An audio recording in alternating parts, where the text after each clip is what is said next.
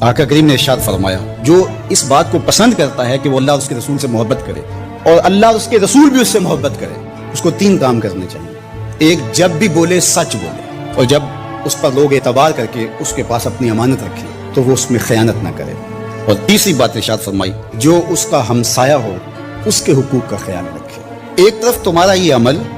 کہ تم میرے وضو کے پانی کو بھی زمین پر گرنے نہیں دیتے، یہ تمہاری محبت کا چھلکتا ہوا ایک انداز ہے، لیکن کہیں یہی نہ رک جانا اور محبت کے اسی انداز کو ہی اپنا کر کے باقی سب چیزوں سے بے نیاز نہ ہو جانا۔ تقاضۂ محبت یہ ہے کہ تم میرے بتائے ہوئے طریقے کے مطابق بھی چلو، اور یہ کام اگر تم 3 کر لو تو پھر تم سے اللہ بھی محبت کرے گا، اس کا رسول بھی محبت کرے گا، اور تمہاری محبت جو اللہ اس کے رسول کے ساتھ ہے وہ بھی معتبر ٹھہرے گی کہ تم صرف کچھ انداز بجا لانے سے اپنی محبت کا انداز اختیار نہیں کرتے ہو، بلکہ حضور کے لائے ہوئے دین کو بھی تم اپنی روح تک اتار کر کے اپنی محبت کے حقیقی رنگ کو پیش کرتے ہو۔